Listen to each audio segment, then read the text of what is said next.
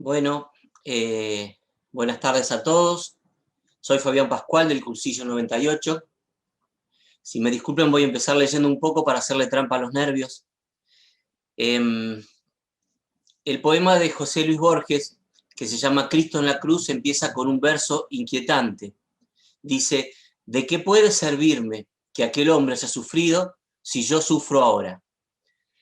De la misma manera podemos nosotros preguntarnos de qué nos puede servir, o qué relación tenemos, o qué me puede decir, o qué nos puede decir a nosotros un judío anónimo, del que no sabemos casi nada, que vivió en una periferia del Imperio Romano entre el siglo cero y el siglo I, y que encima, según vemos en los evangelios, no dijo ninguna palabra, no se le atribuye ninguna palabra, no tiene ningún discurso, ninguna doctrina, o nada para ver cuál era su pensamiento, o sus ideas, o cómo sentía. Así que lo único que tenemos a la mano para relacionarnos, para ponernos en contacto con este José de Nazaret, es las cosas que se cuentan sobre él, las cosas que se le atribuyen, y tratar de tomar las resonancias que percibimos o que recibimos a partir de estas cosas que nos cuentan. Y lo primero que tenemos es que parece que era un hombre muy resuelto, muy práctico. Así lo dice el propio Papa Francisco en la carta que envía el año pasado cuando instituye el año de San José, donde dice que el objetivo de esta carta apostólica es que crezca el amor a este gran santo para ser impulsados a implorar su intercesión e imitar sus virtudes, como también su resolución. O sea que tenía una gran capacidad de resolver. Quizá, como siempre dice Hugo Sainz, sea un vicio profesional o una característica de su actividad habitual, porque parece ser que era carpintero, obrero, artesano, que trabajaba la madera, que trabajaba con la piedra, que trabajaba con el hierro. Actividades que se pueden pensar que hacía habitualmente era reparar los techos, las ramas y la arcilla deteriorada después de las lluvias del invierno, fijar las vigas de las casas, construir puertas y ventanas de madera, arreglar halcones, reparar terrazas para cultivos en las pendientes de las colinas, el lugar donde él vivía, o excavar en la roca algún lagar para pisar la uva, o incluso en la reconstrucción de Séforis, que es una ciudad que estaba a 5 kilómetros de Nazaret. De modo que necesariamente por su oficio, este hombre, José, tenía que ser ingenioso, y tener alguna astucia o creatividad para resolver problemas. Y así es como lo presenta la Biblia. Y el propio Papa Francisco utiliza esta palabra, se las ingenió, dice, se las ingenió para hacer de un establo una sala de parto. Quizá como canta Jairo, por un lado la fatiga, por el otro el embarazo. José se enfrentó al pesebre y lo abrió de un rodillazo.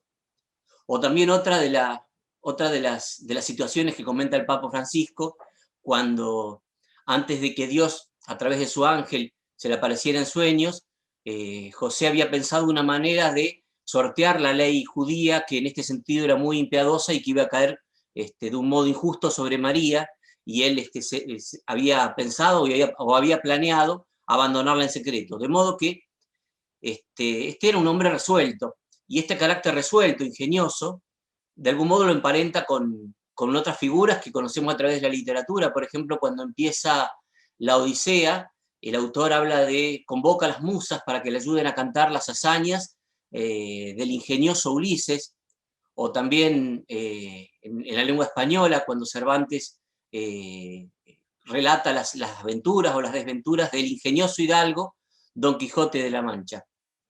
Pero cuando los evangelios describen a José, dan a entender todas estas virtudes, pero sobre todo mencionan un aspecto. José era un hombre justo. O sea que todas estas acciones cotidianas, este ingenio, lo ejercía con buen espíritu. Y está bien que se diga así, porque sin buen espíritu no puede haber un santo. Pero sin humanidad, donde aplicar ese buen espíritu, sin un ser humano concreto, valiente, resuelto, tampoco puede haber un santo. Esta es la imagen, este es el Padre que tuvo Jesús, esta es la imagen de Padre de la que fue nutriéndose Jesús. Cuando Jesús crecía en sabiduría y en gracia, era mirando a este hombre, a José de Nazaret. El propio Jesús, que fue creciendo, habrá aprendido las habilidades de artesano y de obrero de su papá, de José. El propio Jesús era carpintero junto con José. Por eso nosotros en la misa muchas veces cantamos que Jesús en su pueblo es un obrero como todos los demás, que con sus manos gana el pan trabajando con amor, que él conoce la pobreza y el dolor. Bueno, esta es la imagen del Padre que conoció Jesús. Bueno, esta vuelta larga que di me conecta de modo más personal con la pregunta inicial. A mí, ¿qué me dice a mí San José? En esta imagen que le estoy compartiendo a los que tienen la versión virtual del retiro, no, pero también la están viendo en las pantallas los que están presentes en el gimnasio, es la de San José Obrero, que es el santo patrono de la iglesia de mi lugar de origen, que es Colonia Juliá de Echarren. La colonia es un lugar donde viven más o menos 500 personas. Está muy cercano al río Colorado, pero el lugar donde yo vivía era el lugar donde estaban las chacras. Y ahí la capilla estaba dedicada a San José Obrero. Y nosotros las fiestas patronales de chicos no las celebrábamos el 19 de marzo, sino el 1 de mayo, la fiesta de San José Obrero. Y en ese lugar es donde yo hice mi primer acercamiento a la fe. Ahí empecé a ir a misa, sobre todo con mis abuelos, mi abuelo Gaspar y mi abuela Antonia, o con algún vecino que me llevaba, en la época en que yo estaba empezando a prepararme para la primera comunión, y después desde ahí seguí asistiendo con frecuencia, casi todos los domingos. Y la gente de esa iglesia, la gente que iba a la capilla dedicada a San José Obrero, la gente que yo conocí y que yo de algún modo veía cuando iba a la misa. Y mayormente iban mujeres, íbamos nosotros los que estábamos haciendo la preparación, y algunos hombres que eran en general callados, laboriosos, buena gente, personas comunes. El Papa dice, nuestras vidas están tejidas y sostenidas por personas comunes, corrientemente olvidadas, que no aparecen en portadas de diarios y de revistas, ni en las grandes pasarelas del último show, pero sin lugar a dudas están escribiendo hoy los acontecimientos decisivos de nuestra historia. La vida de las chacras puede parecer aburrida o anodina, porque es monótona y es siempre circular, pero es apasionante. Es como hacer una apuesta todos los años, cada año, la confianza de que todo va bien y que va a haber una buena cosecha. Y el desafío al que se enfrentan los chacareros tiene dos grandes enemigos, que son las heladas tardías, las heladas de noviembre, y el granizo. Esa larga espera requiere paciencia, saber esperar, saber escudriñar los tiempos, anticiparse a las inclemencias del tiempo, y ir acompañando a la tierra con las labores propias de cada estación. En el invierno se podan las plantas, se las dejan listas para que después broten con más fuerza. La primavera es para empezar a ya desmalezar, empezar a combatir las plagas, y después empezar a hacer humo en las noches frías para que la helada no castigue la floración, o después en noviembre ya los primeros frutos y los queme. Y el verano ya es el tiempo de levantar la cosecha. Primero llega la cereza, después el durazno, la pera, la manzana, alguno que tendrá viñedos para esta época. El otro enemigo, el que les decía, es el del granizo. Yo me acuerdo que el mecánico de la colonia, el gordo Mason, tenía en el fondo, entre los autos viejos y las herramientas, se había hecho un cañón con el cual disparaba algún gas a las nubes para dispersarlas y que el granizo no hiciera daño. El ingenio popular, el ingenio de la gente del campo, que está buscando las maneras de solucionar los problemas que se le aparecen. Y bueno, toda esta producción frutícola iba a parar a los galpones de empaque, ahí trabajaba mi papá. Y en los aserraderos se construían los vines y los cajones, y yo siempre pensaba que, mirando esta imagen que tienen ustedes ahí en la pantalla, que si San José hubiera nacido en la colonia, hubiera sido chacarero como mi abuelo, o hubiera sido trabajador de la fruta como mi papá. De modo que la imagen de Padre, de Dios Padre, la imagen de Padre que yo me fui haciendo, está figurada por las personas que se dedicaban a todas estas cosas. Entonces, dando la vuelta a la pregunta de Borges, ¿de qué me sirve? ¿Qué tiene que decirme a mí? Creo que tiene que decirme muchas más cosas de las que yo hubiera pensado desde el principio, donde no veía ningún tipo de conexión. Y voy a ir más lejos con esto de la resolución y del ingenio y de la habilidad para afrontar problemas y para solucionar. En nuestro movimiento, en cursillos, muchas veces nos encontramos con situaciones inesperadas. ¿Cuántas veces en un cursillo el cocinero se encuentra con que tiene que hacer tiempo porque una charla duró más de lo esperado, o al contrario, que se adelantó algo y hay que resolver la comida antes, o le falta un ingrediente, o el ecónomo cuando tiene que salir de apuro a comprar algo. Son momentos, son situaciones donde hay que ingeniárselas, donde hay que buscar soluciones. ¿Cuántas veces las reuniones de grupos también tienen que dar salida a situaciones que se presentan inesperadas? De modo que también en el movimiento, en las actividades propias del movimiento, está San José entre nosotros. Así que bueno, ahí tenemos las virtudes o las características de San José cercanas a nosotros. Esa paciencia, ese saber esperar, ese saber aguantar, soportar, ese saber sostener, ese bancársela, ese cargar cada uno con sus cosas, con sus cruces, muchas veces estar sujetos, tener jefe, estar sometido, depender de alguien, sufrir reproches, sufrir injusticias, estar sometido, poner el propio cuerpo, poner la psiquis, poner los nervios ofrecidos al servicio y a la paga de otro, que generalmente la recompensa es inferior al esfuerzo que se hace. De modo que San José habrá palpado aquello que Atahualpa cantaba: las penas son de nosotros y las vaquitas son ajenas. Qué duda que José, qué duda que María, qué duda que Jesús eran pobres.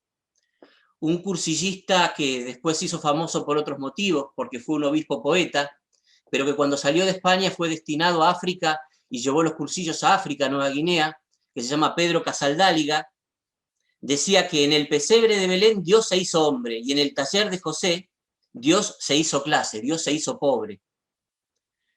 Y bueno, y también tiempo de trabajo y características de trabajo. José y su hijo eran sin duda laburantes, eran artesanos y eran obreros. Bueno, y un último aspecto que quería mencionar, porque también apareció haciendo oración. Les voy a contar que esta imagen que les mostraba recién se la pedí por WhatsApp a un amigo que vive en Río Colorado, y él se las encargó a la gente de la colonia. Entonces alguna persona ha ido y ha sacado un montón de fotos. Yo puse esta de la imagen, pero me debe haber mandado, no sé, 20 fotos de San José y de los detalles, y del serrucho, y del martillo, y de la iglesia desde afuera. Entonces me puse como en oración y empezaron a aparecer otras situaciones. Y me acordé, también vinculado con la carta del Papa, de que nosotros a los 15 años nos fuimos de Río Colorado a Bahía Blanca. Nos fuimos a vivir porque a mis papás les salió una oportunidad laboral y entonces dejamos el pueblo. Yo estaba en la mitad del secundario, terminé tercer año y cuarto y quinto los hice en Bahía. A partir de esa oportunidad laboral, mis papás pudieron pagarme la carrera y yo estoy hoy acá en La Plata. O sea, sin esa mudanza, yo no estaría en este lugar.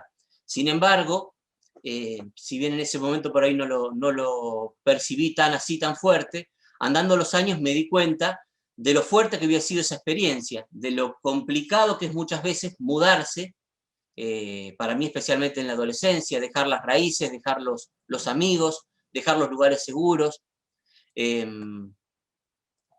y trasplantarse y salir de un ambiente totalmente rural y meterse en un ambiente urbano, que es más complicado, que es más intenso, que es más complejo, sentirse en un punto sapo de otro pozo, ser vulnerable, estar expuesto a cuchicheos, a miradas, a comentarios, a algún prejuicio. Incluso pensaba, si a mí, que tenía 15 años en el pueblo, me produjo ese cimbronazo y me generó muchas durezas que todavía hoy llevo, cómo será también cómo habrá sido para mis papás, que vivieron 40 años en ese lugar y que se tuvieron que mudar. Y esa experiencia que tuvo que hacer San José con María, cuando tuvieron que huir de Israel y se fueron a un lugar en los suburbios de una ciudad, como cuenta la tradición que fue que ellos vivieron. Así que bueno, eso también como una experiencia, como una resonancia de lo que San José tiene que decirme a mí hoy. De modo que bueno, habiendo repasado un poco a los ambientes de San José y a los ambientes y a nuestros propios ambientes, que son ambientes sencillos y domésticos, quería leerles al final, para terminar, una cita de un teólogo brasileño que se llama Leonardo Boff, y que dice así: junto al cristianismo oficial hay un cristianismo popular, cotidiano y anónimo, que no tiene visibilidad, que no es noticia para los medios, ni se hace notar demasiado ante la iglesia institucional.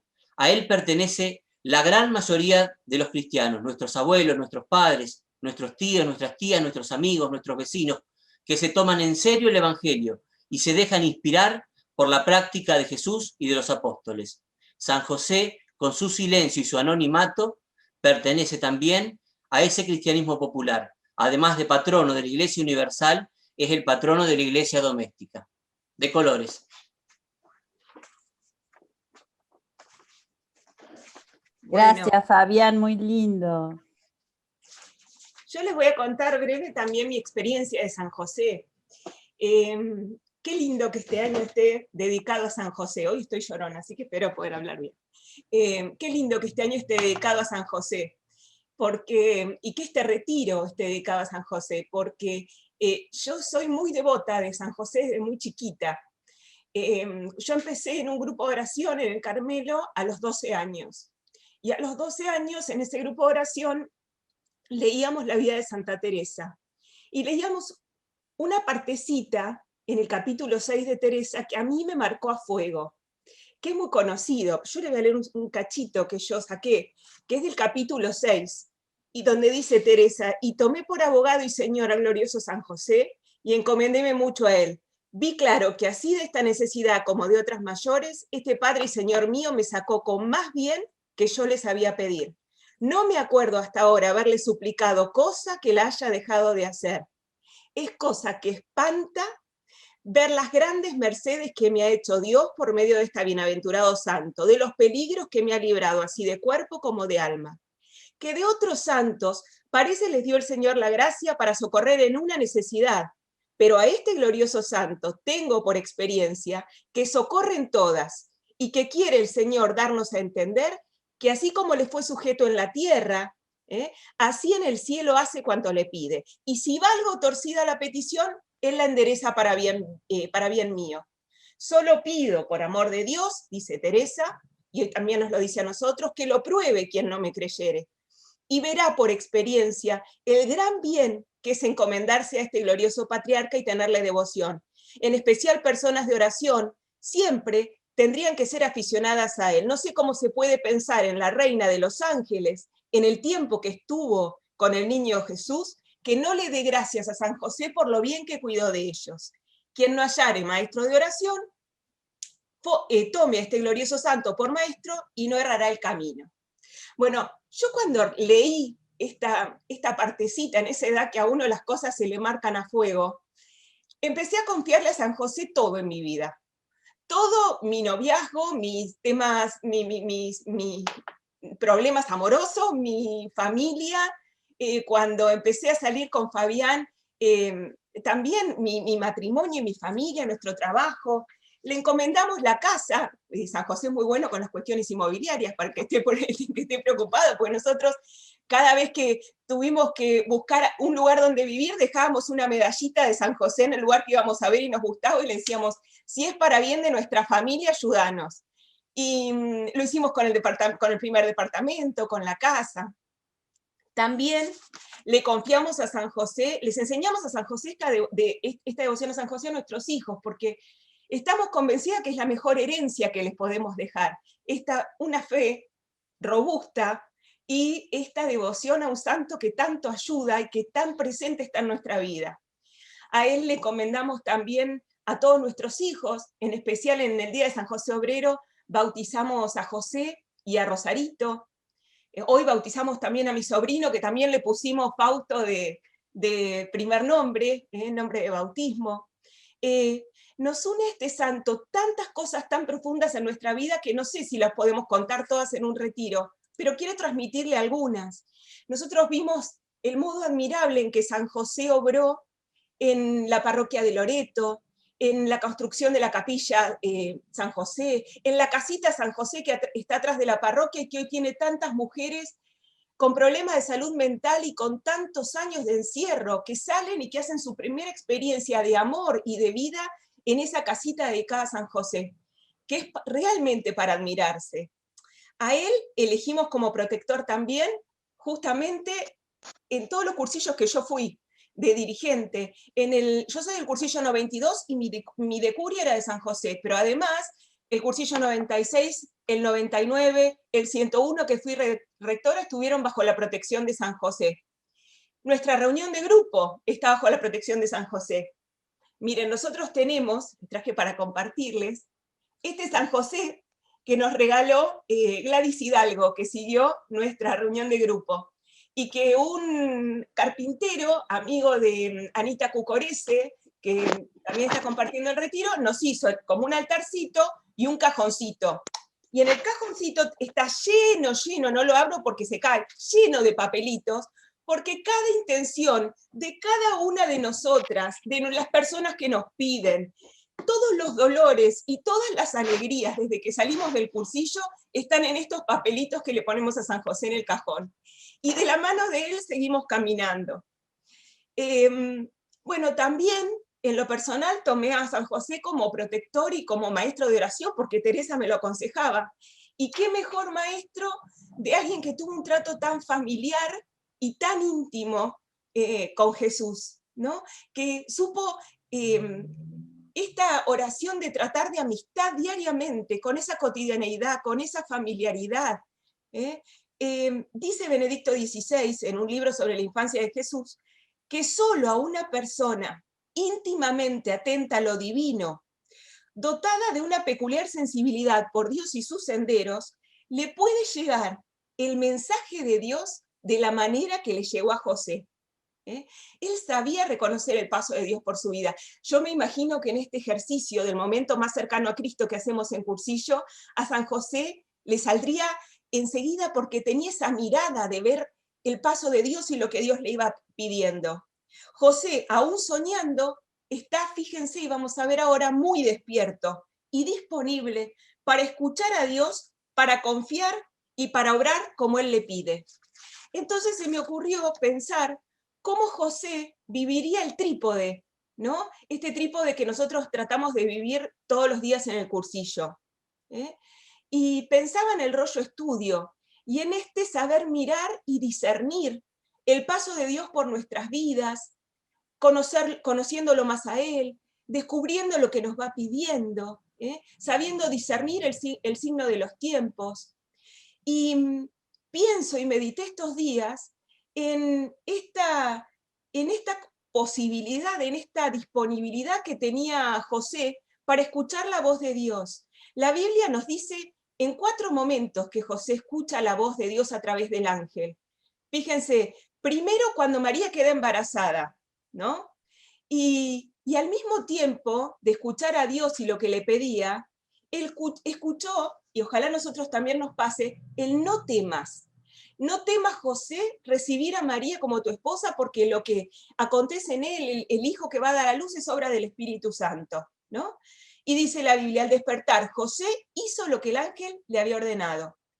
Después, cuando nace Jesús y los magos lo adoran, poco tiempo después también volvió a escuchar la voz de Dios que le decía a través del ángel que huyera, que tomara a María, José al niño y huyera porque Herodes lo quería matar.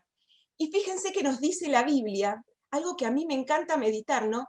José se levantó, tomó de noche al niño y a su madre y se fue a Egipto. Y de noche, fíjense todo lo que nos dice, porque no es en una seguridad total, en el medio de la incertidumbre, del no entender mucho lo que estaba pasando, la confianza de Sí, Señor, enseguida y lo hizo, sin ninguna seguridad. Después de nuevo, cuando Herodes muere, otra vez él siente que tiene que volver a Judea y se pone enseguida de camino, toma de nuevo, fíjense todos los trasplantes en su vida, toma de nuevo a la Virgen y al niño y se va a Judea. Pero, dice la Biblia, cuando está llegando, le dio miedo, dice la Biblia, tuvo miedo porque se enteró que estaba Arquelao, el hijo de Herodes, y temió que pasara de nuevo lo mismo. Entonces se instaló en Nazaret. Escuchó la voz de Dios y se instaló en Nazaret. Entonces, a mí me gusta mucho meditar sobre estos pasajes, porque son los poquitos pasajes que nos hablan de San José en la Biblia. Y fíjense que nos hablan de un San José tan humano, que tuvo miedo, que tuvo angustia, vamos a ver después. Entonces, me parece que lo primero que podemos pedir a San José hoy en este estudio, que nos ayude a ver en nuestras vidas también los rastros de Dios, su paso en nuestra vida, en los acontecimientos. Particularmente en este tiempo de pandemia, en este tiempo de incertidumbres, en este tiempo en el que tenemos miedo al contagio, miedo al contacto con el otro, miedo a la falta de estabilidad en el trabajo, miedo a qué va a pasar si me contagio, qué va a pasar si se contagia un familiar mío, que nos ayude a confiar, que nos ayude a escuchar su voz que dice, no tengan miedo, que nos ayude a levantarnos del miedo que paraliza y nos ayude a salir de nosotros mismos, aún en medio de la noche. Bueno, y esto me lleva también a la acción de San José. Dice el Papa Francisco que San José es un hombre discreto y decidido. No busca llamar la atención, pero hace lo que tiene que hacer, cumple con su misión y marca una pauta que nosotros tenemos que tratar de imitar. Al igual que San José, una vez que hemos oído la voz de Dios, debemos despertar, debemos levantarnos y debemos actuar. Y fíjense qué lindo ver este actuar, aún con las huellas de San José, en el dolor, en el silencio de Dios que sufrió José, como dice José Luis Martín Descalzo. Ustedes piensen que cuando el ángel le dice, no temas Jesús de tomar a María como esposa, no le dice, no le cuenta el diario del lunes, no dice, mirá lo que va a pasar. Una vez que eso había pasado y que San José tenía una angustia porque no sabía para dónde arrancar, y esto le había puesto la vida patas para arriba de buenas a primeras, después se le aparece el ángel y le dice, no temas, en sueños. Pero José pasó por este silencio de Dios en su vida. Yo esto lo tomé y lo viví mucho cuando falleció nuestro hijo José en un accidente hace unos años. Y son esos momentos de noche y de silencio de Dios donde a uno, como decía el padre Francisco Jaramillo, le tiembla la fe, ¿no? ¿Por qué a mí? ¿Por qué a nosotros? Si vivimos para Dios, si hacemos todo lo que nos pide, si estaba bajo la protección de San José, sí. Y uno lo primero que hace es revelarse, o que le cuesta confiar y aceptar. Y qué bueno tenerlo a San José, y qué bueno poder haber experimentado con y como San José, cómo Dios no nos suelta la mano, cómo nos ayuda a caminar en la prueba, cómo nos ayuda a caminar en el dolor, cómo serena Jesús la tormenta, y cómo se puede seguir actuando y confiando de su mano. Entonces, es lindo este estilo de San José, discreto, sin estridencias, pero con valentía, aún en el dolor. Y además, a mí me gusta reflexionar desde otro lado de San José, ¿no? Cuando nos dice que San José sintió angustias cuando perdió a Jesús. Fíjense que la Biblia también nos dice en Lucas 2, si ustedes se ponen a ver, José no habla, pero cuando fueron a la Pascua a Jerusalén y perdieron a Jesús en la caravana, fíjense que la Virgen, cuando lo encuentra, dice, María le dice la Biblia, ¿por qué nos has hecho esto? Piensa que tu padre y yo te buscábamos angustiados. Fíjese, nos lo dice la Biblia, esta sensación de angustia por los hijos que también sufrió José, tan humano. Y yo lo invoco tanto, cuando tengo angustia o miedo por algo que les pasa a mis hijos, cuando los veo tristes, cuando, bueno, yo que soy obsesiva, cuando no llegan de noche los adolescentes y no me mandan ni un mensajito de texto, y digo, José, vos qué sabes lo que es sufrir por un hijo, hace que vuelva pronto, cuídalo. Me gusta también pensar en este José padre, ¿no? En este José padre. Y siempre acudo a José. Y esto también me gustaría transmitirlo hoy, porque tengo muy presente, y una partecita de la Biblia en la que me gusta mucho meditar siempre, es en el primer José, en el José el rey de los sueños, el hijo de Jacob, ¿se acuerdan? El que interpretaba los sueños del faraón, que interpretando los sueños, nos dice el Génesis, pudo avisorar estos 7 años de vacas gordas y de vacas flacas, de prosperidad y de hambruna que iba a sufrir su pueblo. Y cuando vienen, por interpretar este sueño, acuérdense que el faraón lo puso, muchos habrán visto aunque sea el dibujito de Disney, José el rey de los sueños, lo pone el faraón a José, que había sido vendido por sus hermanos, en una categoría muy inferior a la de él, al frente de su pueblo. Y cuando va el pueblo con la hambruna a decirle que le dé de comer porque estaban pasando hambre, el faraón les dice, vayan a ver a José y hagan lo que él les diga. Ir a José, que él nos va a ayudar, que él nos va a solventar. Esto a mí me quedó grabado, id a José. ¿Sí? Y esto me quedó grabado con nuestro San José, ¿no? Última experiencia que yo les quiero contar fuerte con San José. Cuando hace 2 años a mí me llaman y me ofrecen el trabajo que tengo ahora de curadora, me dijeron, te necesitamos para que asumas un trabajo supervisando a las curadurías oficiales que asisten a 5.000 enfermos mentales, 5.000 personas con problemas de salud mental, que además viven en la pobreza. Por eso necesitan del Estado, que además viven en la pobreza. Yo cuando sentí eso no sentí miedo, sentí terror. La verdad sentí terror. Y paso muchísimas noches sin dormir, muchísimas noches sin dormir. Y cuando vienen, tenía un trabajo tan tranquilo antes redactando dictámenes en menores donde estaba, pero bueno, también de la mano de San José. Y tengo un cuadro de San José en mi oficina, ¿no? Entonces cuando vienen esos días donde me entero de alguien que no tiene que comer, que no tiene dónde pasar la noche, me doy vuelta, y lo tengo justo atrás mío, y le digo a San José, vos qué sabés lo que es estar sin nada, en el desprendimiento total, sin saber dónde estar, ayúdame en esta. Y es admirable cómo muchas veces uno siente la acción concreta de San José también en esto. Bueno, en este aspecto, entonces, yo los invito a cada uno a meditar en su interior, todo lo que Dios les va pidiendo en su vida y que pone muchas veces su vida patas para arriba. Y que podamos pedirle a San José que nos dé fuerzas para confiar en medio de la noche, para confiar en las pruebas, para perseverar con valentía y decisión en la fe. Y respecto de la piedad no me voy a extender, porque si pensamos en el vínculo de José con Jesús, con el mismo Dios encarnado, no se puede pensar un ejemplo más lindo de piedad, ¿no? Qué modelo de disposición y de apertura de José a Dios. Él sí que no era un beato con cabeza torcida ni un practicón.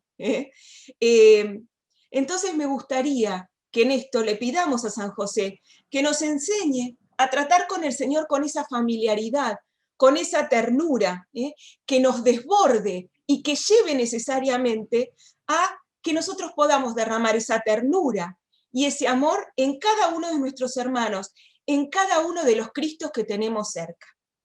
En fin, que San José nos dé ser almas de oración, de silencio, de estar atentos para escuchar, descubrir y acoger a Dios. Que nos ayude a tener, como decía el cardenal Pironio, esa fe generosa, luminosa, dolorosa, de obediencia pronta y disponible, de colores.